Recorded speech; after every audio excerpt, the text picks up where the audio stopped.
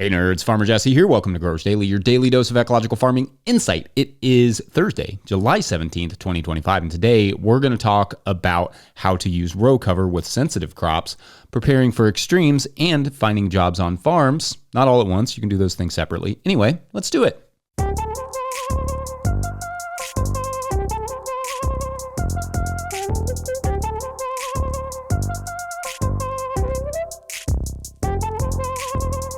All right, happy Thursday, everyone. I hope you all have had relatively good weeks so far. It's almost over, at least the main part of the week.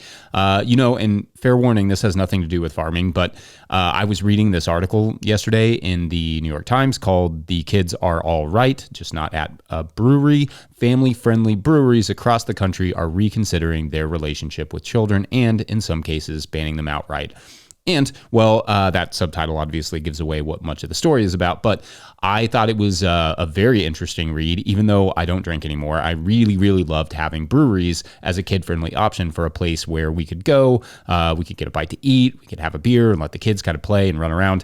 But this article talks a lot about how kids have, in many cases, just become a safety issue for many brewery owners. Just basically, people just are often going to a brewery and kind of letting their kids run rampant. So I guess this is my PSA, just to say, please mind the kiddos so the breweries will stay kid-friendly, because for real, that is a great social option for parents. And shouts to all the breweries who embrace, the kid-friendly stuff.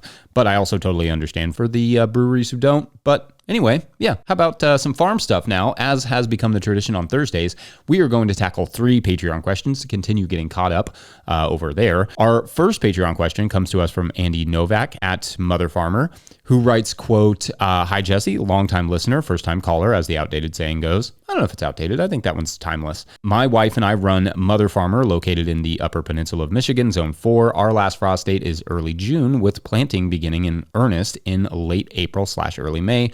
My question is about using row cover in the spring. I know row covers is obvious use for frost protection, but I'd like to dive more into using it in the spring to protect young seedlings. It's early June when writing this and seems to be past frost, but we're continuing to experience cool nights in the 40s, even upper 30s. I'm continuing to cover things like tomatoes and peppers, even though they're in tunnels. And until recently, I had been covering most things outdoors as well, even hardy brassicas, just to be safe. Is this necessary/beneficial, or am I just creating unnecessary evening chores? I faintly remember hearing somewhere that tomatoes can have their growth stunted with cooler weather, even if it's not frosty. Are there temperature thresholds that you use as guidance for row cover outside of the obvious frost thresholds? Thank you for all your hard work in getting this amazing and useful information out to the masses." End quote. All right, thank you. And I know it's somewhat late now, but hopefully our friends in the Southern Hemisphere gearing up for their springs, or just the rest of us for next spring, will benefit, because this is a great question. So basically, even if it's not necessarily frosty when the temperatures aren't, but they're still cold, is it worth still covering certain crops? And at what point is that not worth it or needed? So I'm going to do field and tunnel tomatoes, since not everyone listening will have tunnel for their tomatoes. For field tomatoes, I recommend covering them at night when the temps are below 50 degrees or 10 Celsius. For tunnel tomatoes, you have a little more leeway because the soil will radiate more warmth, but also you don't want to risk disease, so you try to cover them as little as possible overnight to ensure airflow.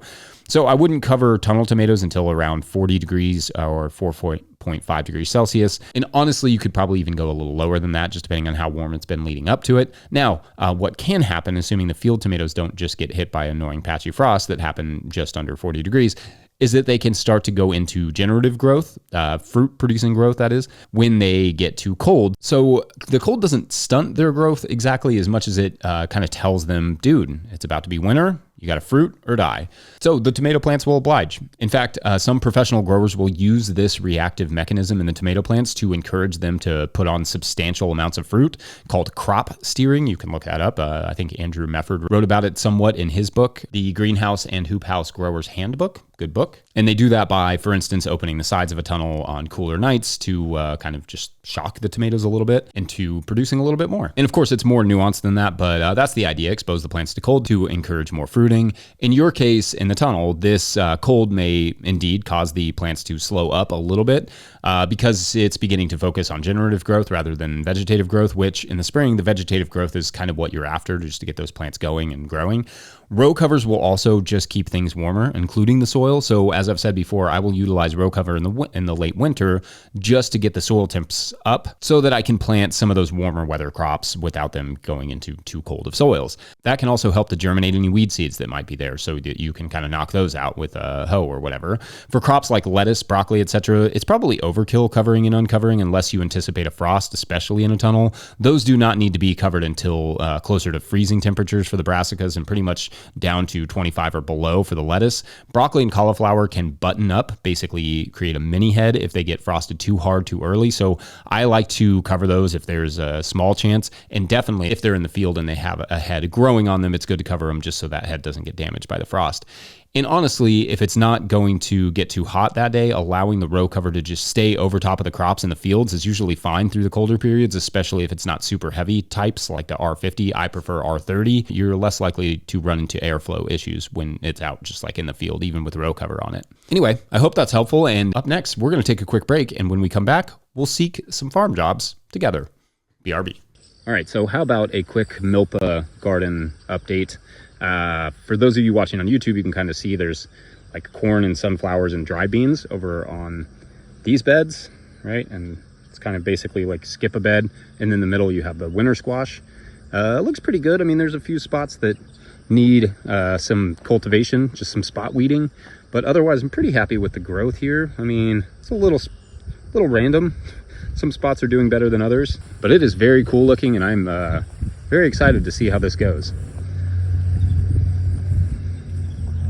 Today's episode is brought to you by Farmhand. If you're listening to this, you probably found 5 rare minutes to breathe, but what got pushed back further down the to-do list to make that happen? If it's your CSA newsletter, you're not alone. Farmhand's new newsletter builder was made for busy farmers. It automates weekly emails, drives add-on sales, and makes it easy to keep your customers in the loop without spending hours behind a screen. It launches this summer, but our listeners can request early access now. Visit farmhand.partners/no-till. That's farmhand.partners/no-till. All right, back to the show. If you, the listener, are enjoying this podcast, getting even a small amount of value from it, consider supporting our work over at patreon.com/no-till-growers. I will try to get to questions from everywhere the questions come in, but I will always get to your Patreon questions. Now, today's second Patreon question comes to us from Patreon member Esteban Felix, who writes, quote, "As a recent graduate with a degree in horticulture and marketing," that's a nice combo, "I desperately need some help. I don't know the farm industry well enough to look for a job where I can make a difference. I want to help market gardeners market their products and or work in distribution to sell those products. I realize that this might be out of your wheelhouse, but what positions do you think I should be applying for, and where should I be applying?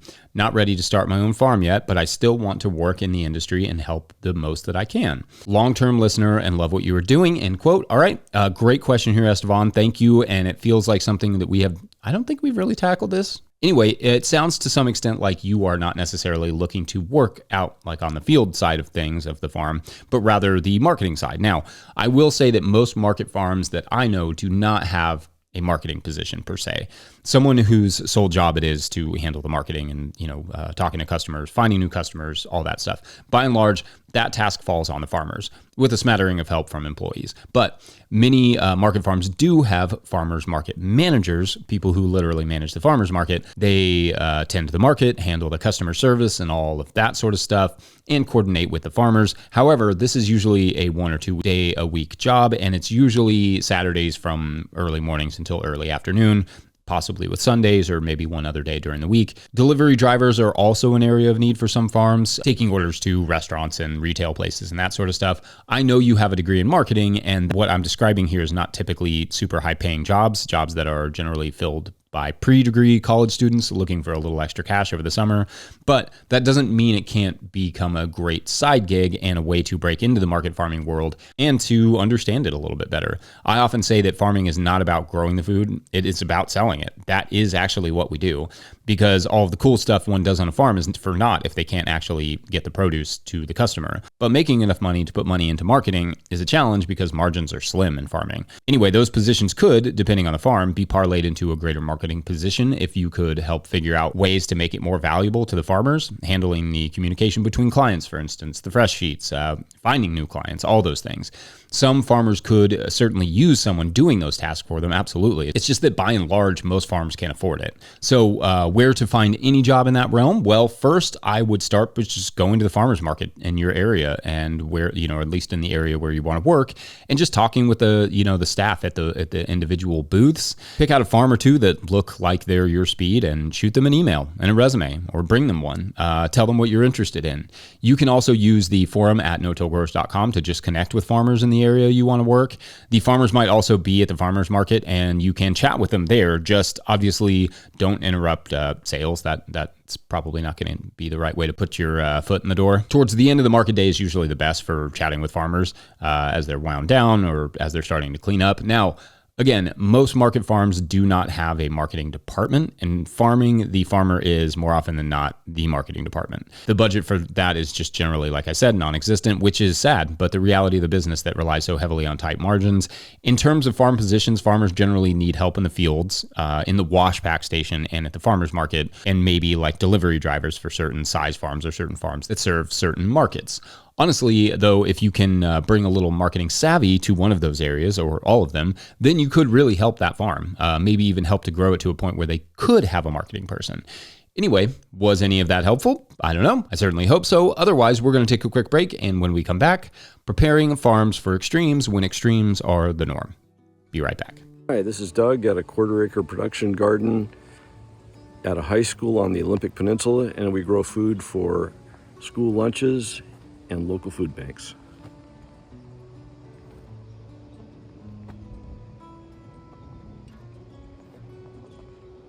Hey everybody, Mike here, Think Little Farm, Kentucky, Zone 6B. I am in the process of starting my farm and my gardens. Got tarps down. We got that. That's a prop house. And things are going well. It's raining right now, so you can't really complain. Anyway, shout out to you all. Peace. All right, our third and final Patreon question of the day comes to us from Norsk Guard Farm, who writes, quote, just to comment on managing extremes, this experience we are having with the excessive rain certainly leads to solutions associated with managing extremes. Now, too much water. Where sloping might have been mitigated to have flat beds in greenhouses and required flat areas when applying for greenhouse grant programs, these flat areas could, and have, led to flooding and runoff even when flat. So we'll add drainage tile between plots, maybe a slightly elevated bed relative to the path, but I cannot help think that a drought still needs to be considered for water storage. I know of some small-scale farming outside of Sedona that created sunk beds for collection of rainwater and other protections of their climate, of which I have no practical experience. Should we be managing for extremes? Any insight into applying the 80-20 principle for choosing our battles? I suppose it is a variation of an exit strategy for the business, but a seasonal exit strategy. I've not given up yet, but looking X steps ahead, it enters the realm of possibilities. I'll be 63 this November. I have some safety net in one other business, but man, it's disheartening when your freshly planted asparagus is sitting in a puddle of water, wilting. Forget about the other root crops. I 100% appreciate you.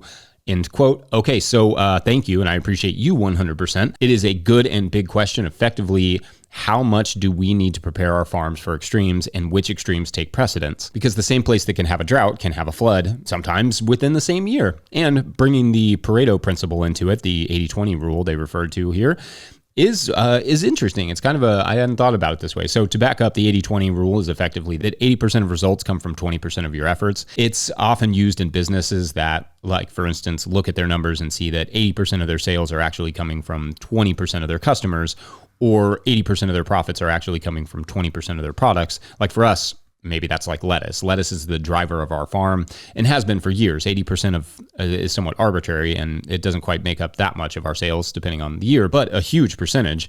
And when you couple that with cherry tomatoes, those two probably do make up like 20% of our work and do bring in 80% of our revenue. Again, depending on the year and where we're selling and all those things.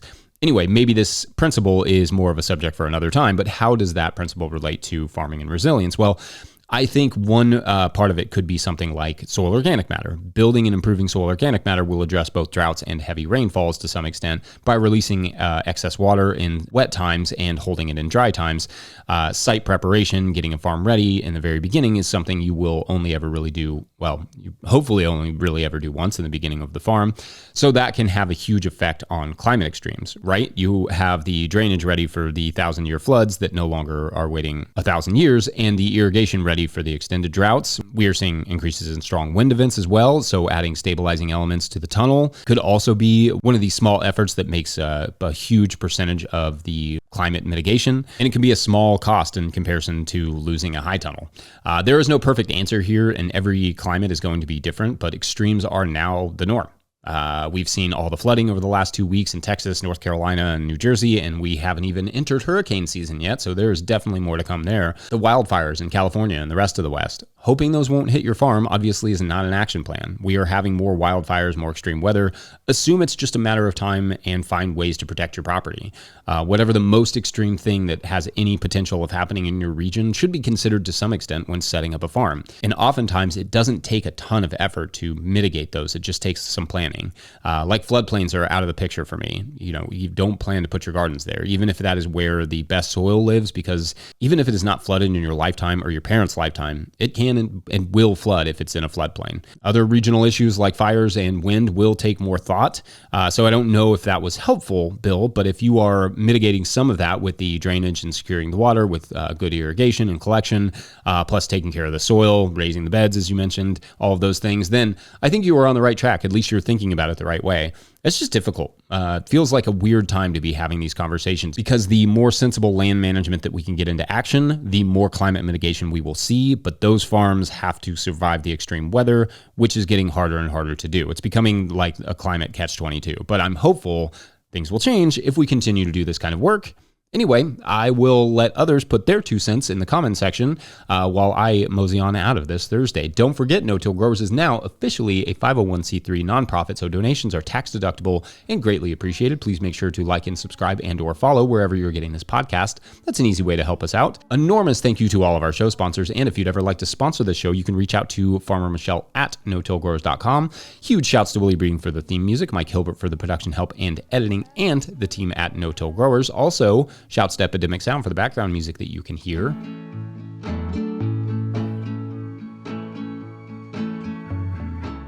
Pick up a hat, corduroy, very cool. Or a copy of the Living Soil Handbook from notillgrowers.com to support our work. Big thank you to everyone over at patreon.com/notillgrowers, where at a certain level, or if you just bump up from one level to another, or you sign up in the month of July, you get a shout out on the show. So big shout outs today to Peter Dirks. Awesome, Peter. To the rescue for this story. All right, so this is the one of the man who has to figure out how to alert the actor or the powers that be that this actor is in danger for his life. He knows this because, as you will remember, he woke up an assassin with all the information of how it was going to go down floating around in his head, which very uncomfortable.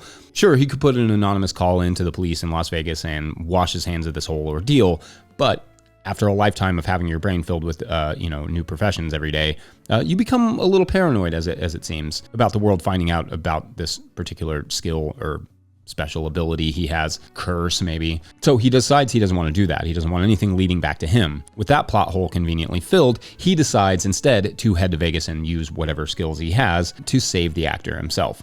On that morning, of course, he could have woken up with something useful, a window washer, a blackjack dealer. Maybe it'd get him a little bit closer to the action, or maybe like a security guard, and he'd be like, and know some moves, or like a taekwondo master or something. But no, what skills he will bring into this challenge, well, that is for tomorrow in this exciting conclusion of The Mind MacGyver.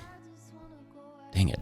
It's another reference to an old show, but it's so perfect. Maybe it's like a spin-off. It's a MacGyver spin-off. Maybe it's just like MacGyver in another dimension. Yeah, we'll roll with that. All right. Thanks for watching and or listening. We will see you then. Bye. I just wanna go out on a walk with you, baby.